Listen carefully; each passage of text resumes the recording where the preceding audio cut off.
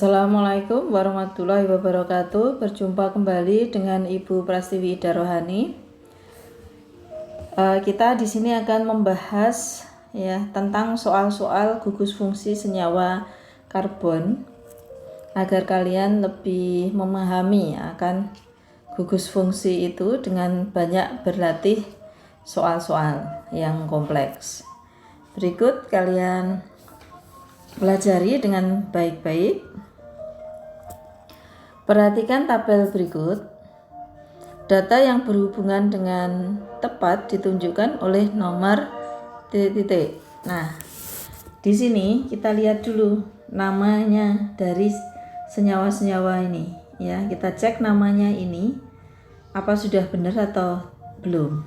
Nah, yang nomor 1 ini namanya, ini gugus OH, C-nya ada 2, ini berarti namanya etanol. Nah, di sini tertulis etanol ini. Kemudian yang kedua, nah di sini ada O di tengah, ya berarti ini eter, sehingga ini namanya adalah etoksi. Di sini ada etoksi, di sini ada etana, ya namanya etoksi etana. Nah ini betul ya, kalau ini tadi salah ya. Kemudian di sini ada aldehid, ini gugusnya aldehid ya, COH. Ini namanya adalah aldehid itu propanal ya, C-nya ada 3 jadi propanal. Di sini propanol ya, berarti ini salah. Kemudian di sini gugus asam karboksilat ya, C-nya ada 2. Berarti ini namanya asam etanoat. Etanoat atau juga terkenal dengan asam asetat ya. Di sini asam asetat betul. Kemudian yang kelima, ini gugusnya dari ester ya. Ini namanya gugusnya ester, di sini ada etil ya. Ini namanya etil etanoat. C-nya 1 ya. Etil metanoat. Ya, karena ini C-nya 1. Di sini etil etanoat. Nah, ini berarti salah. Ya. Berarti yang betul itu yang nomor 2 ataukah nomor 4. Nah, kita cek nih sifatnya. Etoksi etana. Etoksi etana itu mempunyai sifat mudah menguap. Mudah menguap. Kemudian mudah terbakar.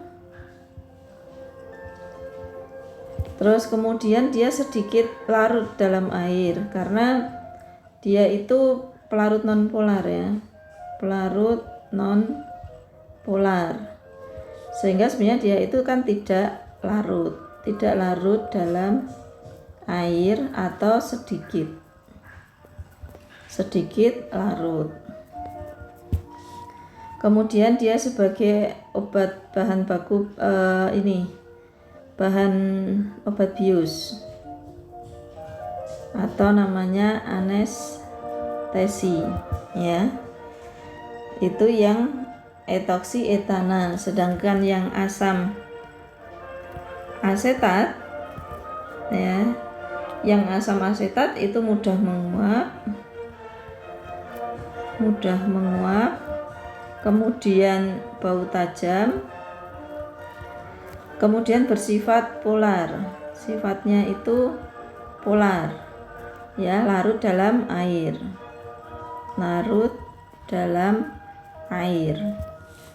Kemudian dia juga ini ya, bahan untuk plastik juga ya, plastik, lem, terus kemudian untuk parfum juga gitu. Jadi di sini ini kok asam asetatnya kok non polar ya, di sini salah ya. Nah, berarti yang betul adalah yang etoksietana sedikit larut dalam air sebagai anestesi. Ini yang betul ya, ini yang betul. Jadi jawabnya itu adalah yang B. Dari sini bisa dipahami ya. Naik ke soal berikutnya. Perhatikan nama-nama senyawa karbon berikut. Pasangan senyawa yang berisomer fungsi adalah, nah, masih ingat isomer fungsi? Isomer fungsi senyawa karbon itu antara apa aja? Alkohol dengan eter. Kemudian aldehid atau alkanal dengan keton, dengan alkanon. Kemudian asam karboksilat ya, asam alkanoat dengan ester ya. Nah, dari sini kita lihat 2 metil 2 butanon, ini kan alkanon ya, ini keton ya, ini gugus fungsinya keton. 2 pentanon, ini juga keton. Asam pentanoat, nah ini apa ini, asam karboksilat. Kemudian metil butanoat, nah ini ester. Nah, berarti antara 3 dan 4 ya, ini asam karboksilat dengan ester. Kita cek ini isomer fungsi, kita cek C-nya itu asam pentanoat itu kan 5 kan. Kalau ini kan rumusnya dulu, rumus umumnya kan CnH2nO2, berarti ini C5, ini ada metil, ini butanoat ya, 1 tambah 4 5 juga, hanya 10, O nya 2 ya, betul ya. Sehingga nomor 3 dan 4, nomor 3 dan 4, jadi jawabnya E. Dari sini bisa dipahami. Kita ke soal berikutnya. Perhatikan reaksi pembuatan asam karboksilat berikut. Ini pembuatan asam karboksilat. Berdasarkan reaksi tersebut, sifat khas senyawa karbon. Oh ya, senyawa karbon ya, nomor atomnya kan 6 ya. Itu mempunyai berapa? 4 elektron valensi. Kemudian kita bahas satu-satu. Atom C dapat berikatan secara tertutup. Nah, ini apa itu, rantai karbon itu dapat bersifat ini, dapat membentuk rantai C terbuka maupun tertutup ya. Jadi dia itu bisa membentuk rantai karbon terbuka ya maupun tertutup ya. Berarti ini, nah ini salah ya. Kedudukan atom C sebagai atom tersier, nah dapat membentuk kedudukan sebagai atom tersier. Nah dia bisa primer, sekunder, dan tersier ya, ada bukan hanya tersier saja ya. Kemudian atom C hanya dapat membentuk ikatan dengan atom C yang lain. Nah, ini dapat membentuk 4 ikatan kovalen dengan sesama atom C atau atom yang lain ya. Jadi dia bisa dengan atom yang lain. Yang penting membentuk 4 ikatan kovalen. 4 ikatan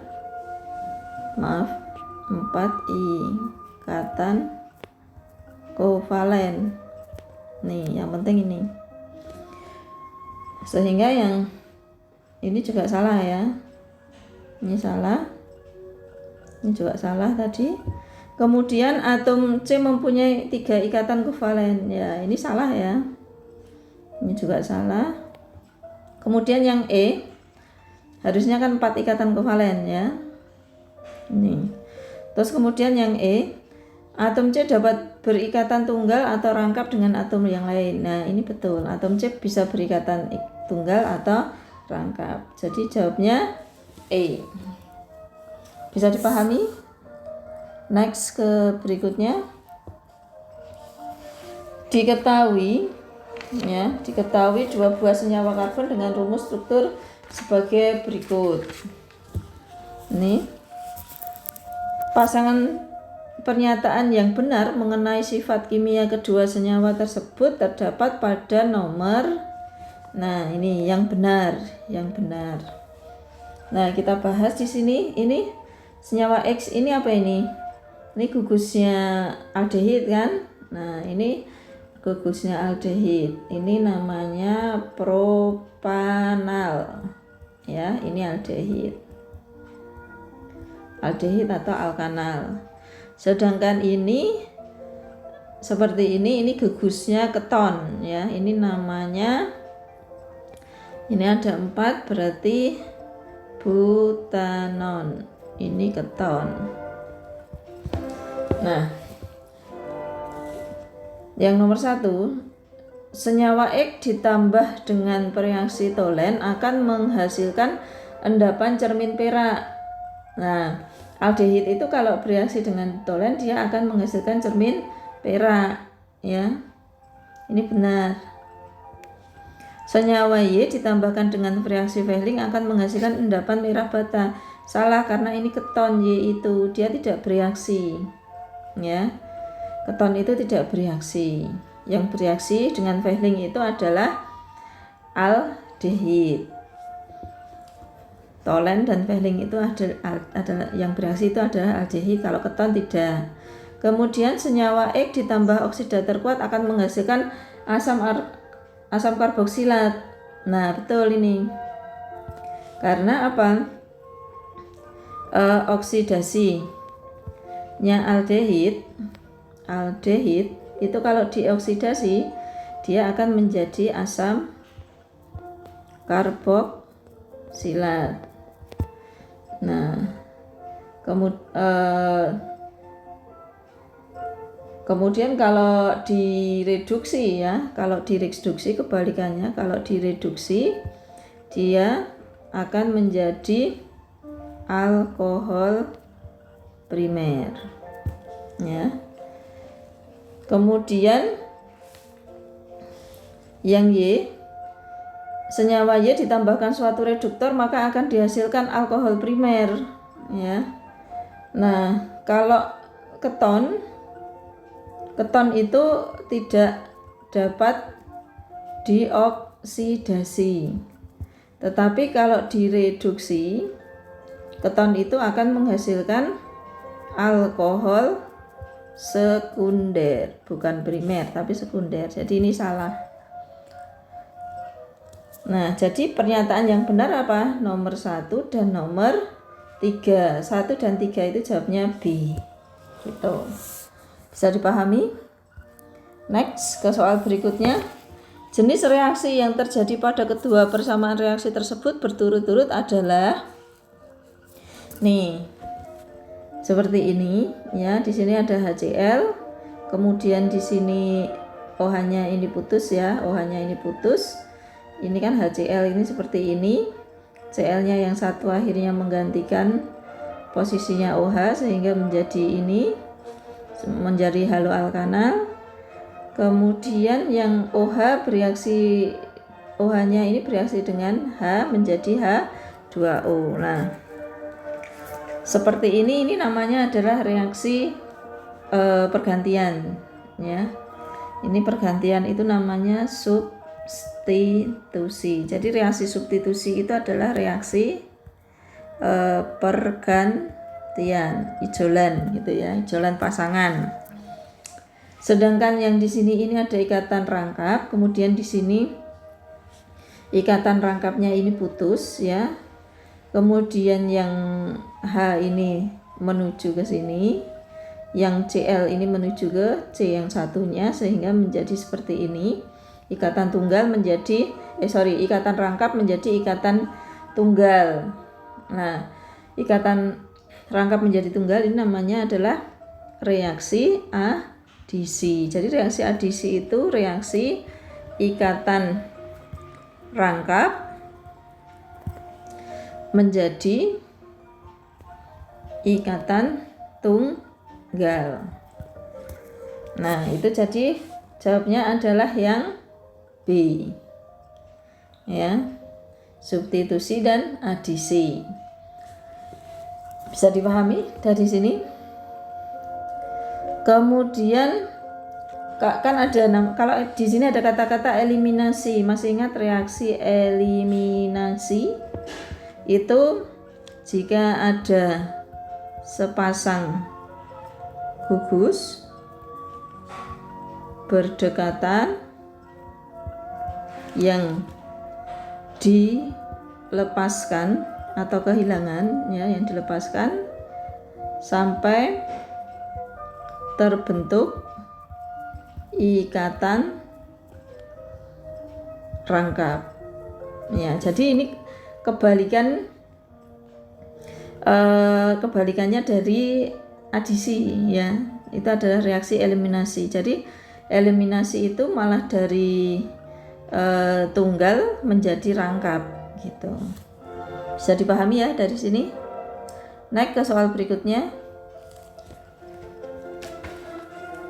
Senyawa C2H4O2 merupakan senyawa yang dapat ditambahkan dalam makanan sebagai penambah rasa. Senyawa tersebut dapat dibuat dari oksidasi alkohol primer. Gugus fungsi dari senyawa tersebut adalah, dengan memperhatikan rumus senyawa tersebut dan dengan didukung deskripsinya, kita bisa menerka bahwa senyawa C2H4O2 ini memiliki gugusnya apa ini? COOH, ya, COOH. Nah, ini gugusnya asam karboksilat, ya, sehingga dia kalau kita gambarkan itu akan seperti ini, CH3COOH. Nah, ini adalah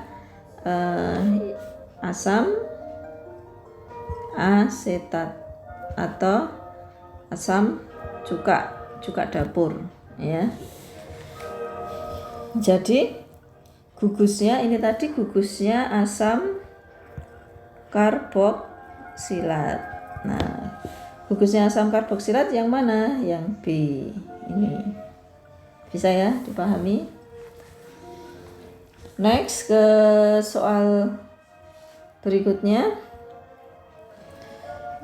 Nama IUPAC dan rumus struktur dari senyawa dengan rumus molekul C4H8O yang benar adalah, C4H8O itu kan CnH2nO, ya. Berarti ini adalah rumus dari aldehid. Aldehid itu atau alkanal, dan rumusnya keton.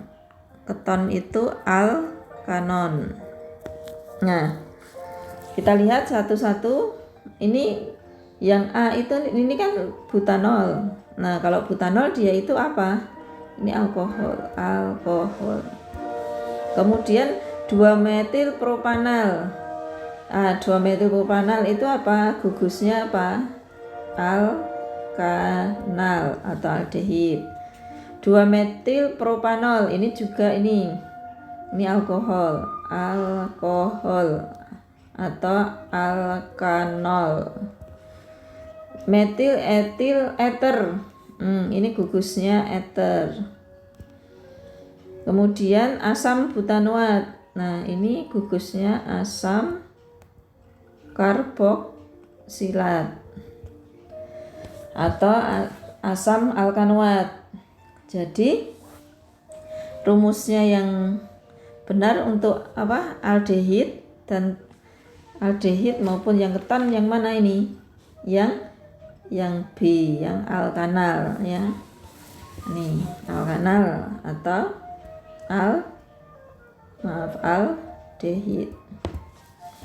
Jadi yang B ini C-nya 4, H-nya juga 8, ya, O-nya 1. Berikutnya ke soal nomor 8. Soal nomor 8. Hasil reaksi identifikasi senyawa dengan rumus C2H4O sebagai berikut. Dengan KMNO4 bereaksi membentuk asam, dengan bereaksi tolen menghasilkan endapan perak. Gugus fungsi senyawa tersebut adalah, nah kalau C2H4O2 ini kan rumusnya CnH2nO. Nah berarti ini juga rumusnya aldehid sama keton. Nah perlu kita ketahui kalau yang aldehid ya aldehid itu bisa bereaksi dengan apa? Bereaksi dengan tolens dan Fehling ya. Dengan tolen menghasilkan endapan endapan perak atau cermin perak ya. Endapan perak atau cermin perak. Dengan Fehling dia menghasilkan endapan merah bata.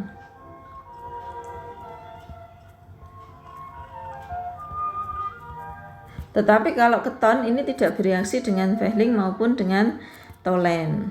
Nah, kemudian aldehid ini juga dapat teroksidasi ya. Dia itu bisa teroksidasi.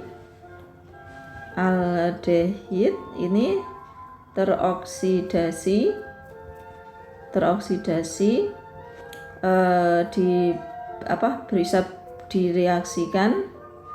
bisa direaksikan dengan KMNO4 ya, menghasilkan asam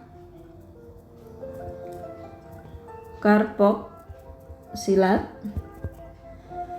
Nah, kalau keton itu tidak bisa teroksidasi. Kalau keton itu tidak bisa teroksidasi.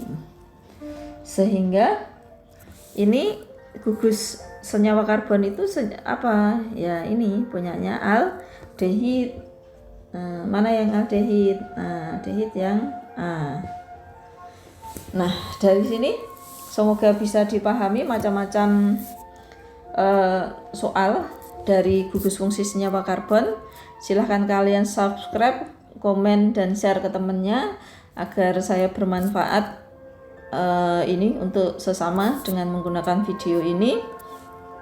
Saya ada quote, bekerjalah 2/3 kali lebih banyak dari orang lain. Jadi kalian harus belajar dan bekerja dengan giat ya, karena usaha itu tidak pernah membohongi hasil. Ingat, usaha tidak akan pernah membohongi hasil. Kita akan menanam pada waktu dan saat yang tepat. Wassalamualaikum warahmatullahi wabarakatuh.